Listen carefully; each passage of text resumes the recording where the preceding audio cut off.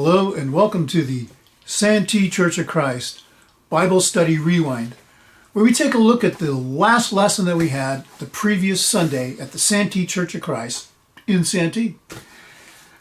We are in the book of Deuteronomy, and we are currently in chapter 24. Now, if you want to know the breakdown of Deuteronomy, it's in this study and the YouTube under the Deuteronomy section.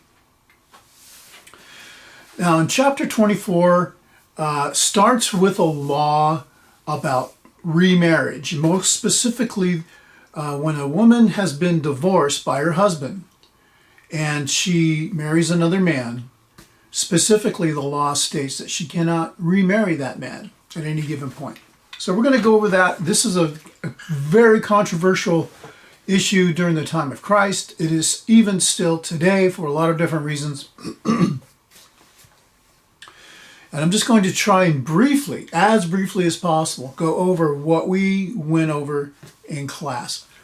Again, there's a lot of things that people say about this specific section, but we're going to keep it within the context, number one, what God is telling them, and then number two, as it pertains to the time of Christ.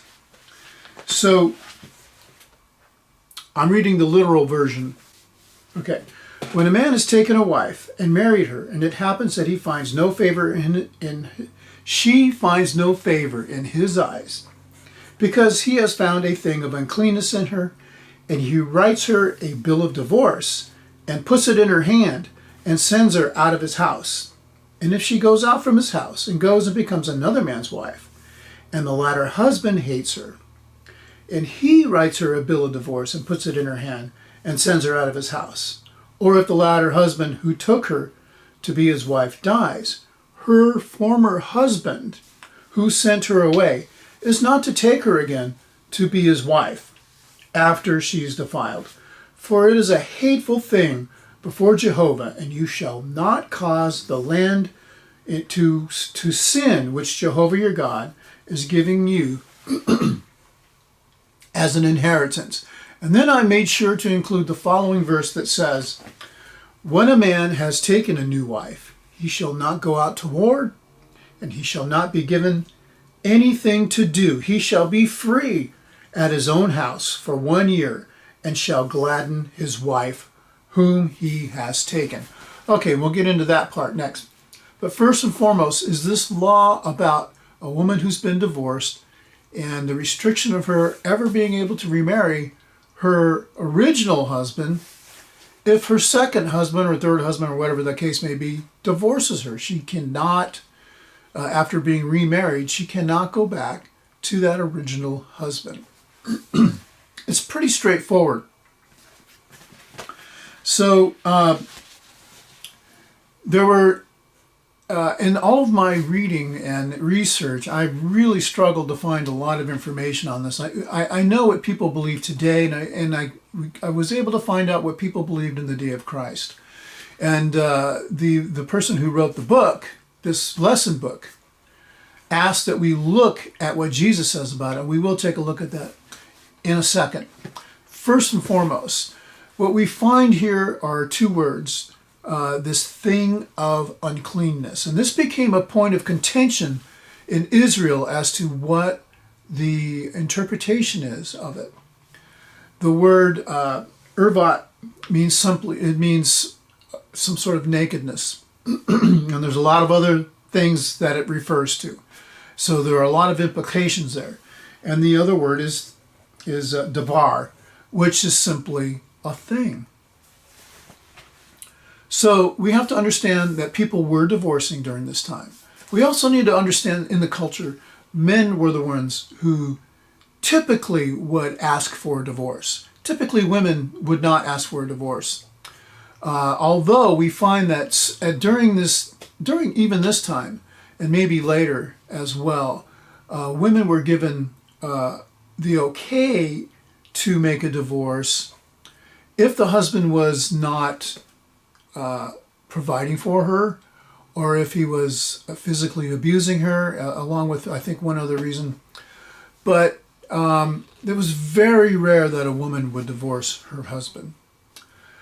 For a lot of cultural reasons, as well as, who's going to take care of her, right? That was the big question of the day. So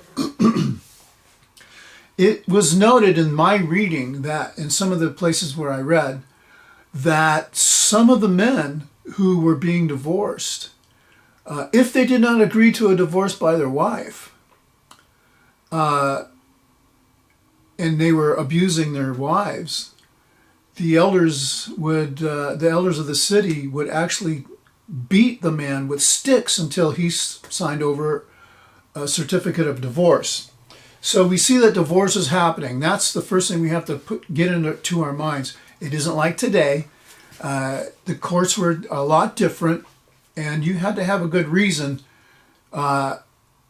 even if we don't think it's a good reason. The definition of that good reason became one thing or another. And so some people were eventually interpreting ervat davar to mean sexual immorality because of that word ervat, which was this nakedness thing. But we also see that ervat davar is also used in chapter 23, where it talks about men digging the latrine for their bodily functions when they're going to defecate. I mean, for lack of a better term, that's what they were doing. The same term is used there. And so we see that the language requires a lot of context. And so somewhere along the road, this thing of uncleanness became anything. It became a thing where you could divorce for any reason at all. And I am not a Hebrew expert. I'm not a historian or anything. I just read a lot and try to get as much information as I can. And it seemingly, this was kind of just, this was up to the regional judges to judge in different divorces and that sort of thing. But by the time the Christ came, by the time Jesus was born, there were two main schools of thought, maybe three. But two, Shammai, and I'm sorry if I butcher these names, and Hillel. Now, Shammai believed that he was a very conservative Israelite, and he believed that it had to be an occasion of sexual immorality, like fornication or something. Now, there are laws against fornication or adultery already, but we have to remember that in order to get that order executed against your husband or your wife, you had to have witnesses. And so maybe that didn't happen all the time. And that was something that I brought up and that we talked about a little bit. And when we think about it, even Jesus himself, his earthly father, his earthly dad, if you will, threatened to put away his own wife quietly. So that would have been a divorce situation because they were already betrothed. And so he wasn't going to seek out to have her executed or anything like that. So we see that there were cases where divorce was a thing. It wasn't just this thing that all of a sudden happened. It was something that they had been dealing with for a very, very long time. So with those things in mind, we're going to read from Matthew chapter 19. Starting at verse 1. And this is something that Jesus was having to deal with in his day. And the issue, and I just wanted to say this really quick. Jesus was God. I absolutely believe that. That is a pivotal and foundational part of my faith, and most Christian faith.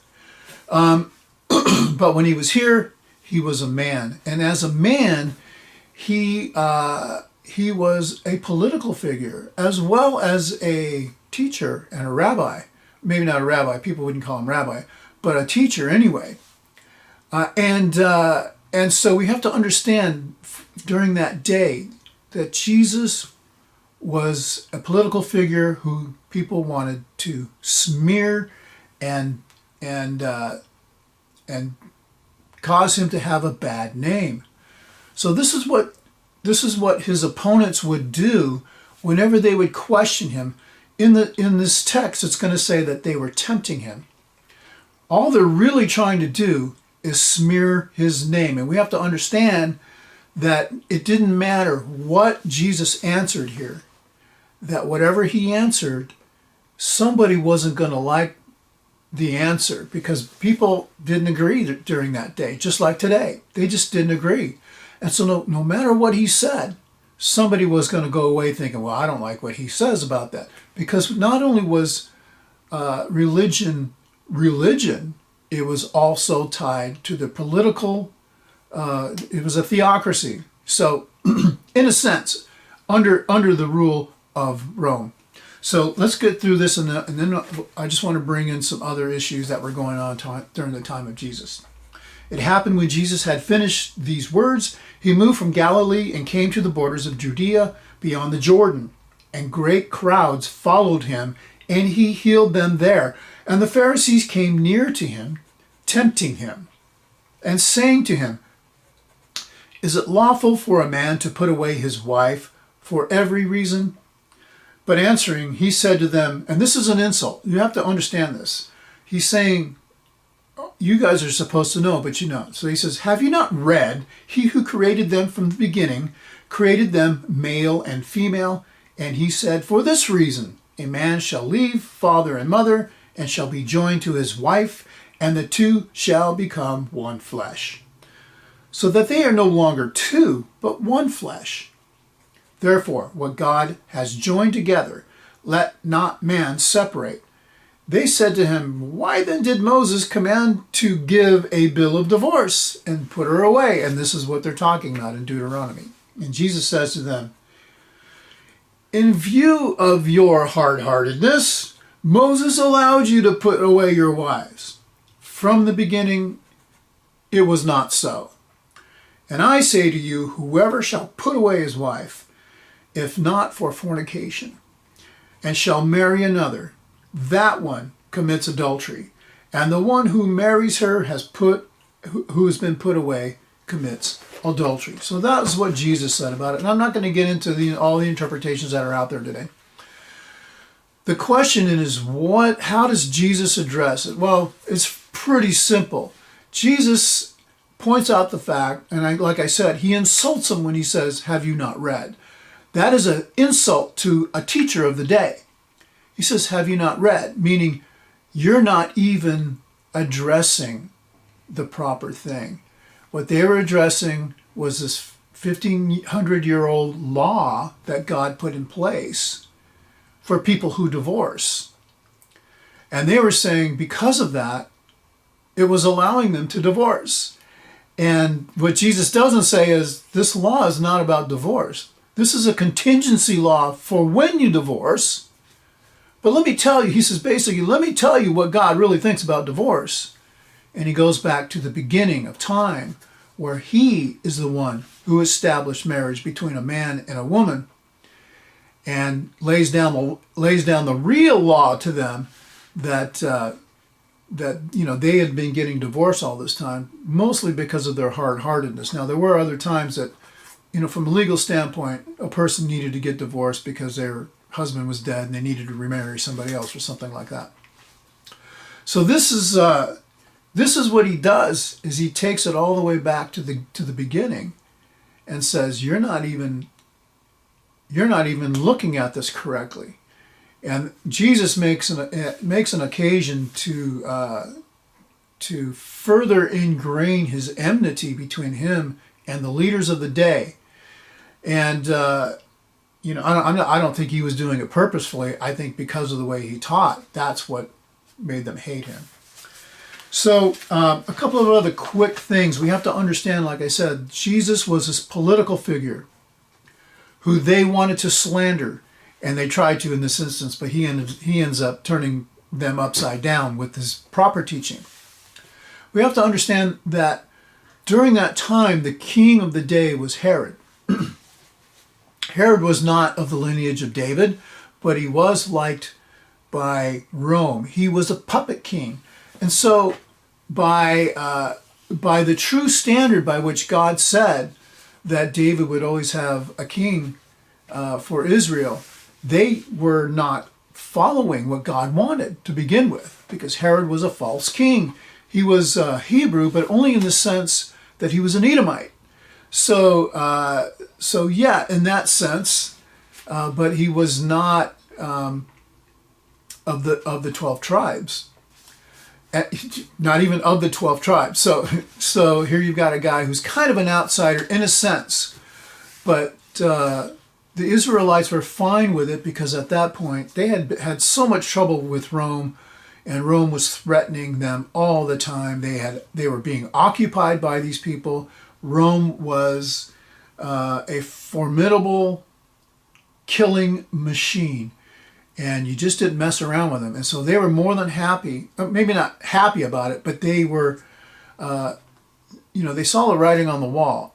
Keeping the peace was what they were trying to do. And so having these kings who shouldn't be king, they were okay with it. And it was a very corrupt system because of that. Because they weren't following what God had promised through the lineage of David. And on top of that, Herod ends up marrying his brother's wife.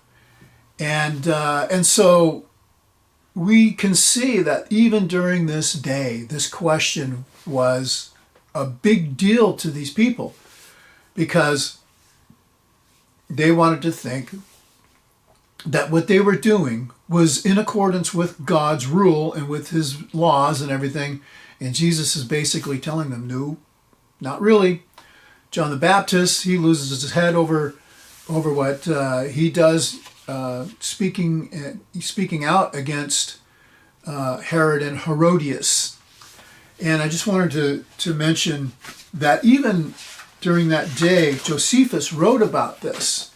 Josephus says, Herodias took upon herself to confound the laws of our country and divorced herself from her husband while he was alive. And married. And she married Herod. So you can see some of the thinking of the day. I'm not saying that was the only thought of the day, but one of the thoughts of the day was simply a woman just doesn't go around divorcing her husband and marrying somebody else while he's still alive. And so that was one of the big thoughts during the day, and that is why there was so much division back then about it. They were trying to discredit Jesus over it. And that is why we see so many issues even today over this. It was never meant to be a divorce concerning, a law concerning divorce. It was a contingency law for when a hard-hearted person did divorce. Okay, so that was the gist of all of that.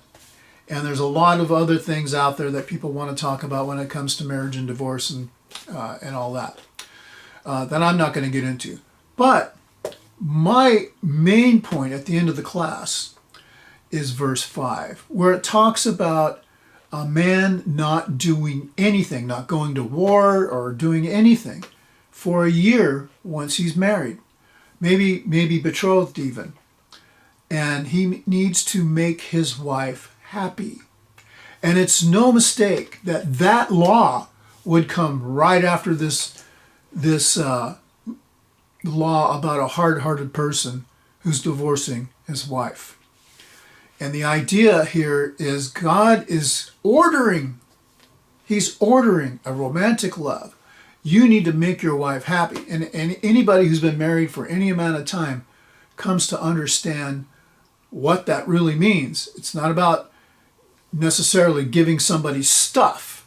It's about gaining trust and showing yourself to be trustworthy. And you're going to do this every day, and you can trust me, and you can, and what do you need, and all those things that reflect a good marriage. This is what God is calling for. Why? Because he doesn't want to see divorce. We see later God saying, I hate divorce. Okay, so that was the class, and we did get into a lot more than this. This one, I don't know how long this thing is going to be, but it's one of those things that it's such a problem in the world today, and it needs to be talked about a little bit. So that was it. If you are interested in our Bible studies, we have one on Sunday morning at 9 o'clock at the building in Santee. We have one on Wednesday night. We are now in 2 Peter on Wednesday night at 7 o'clock. If you have any questions, you can find us at our main site on the internet, or you can go through Facebook or YouTube. Thank you. Thank you for listening. May God bless you.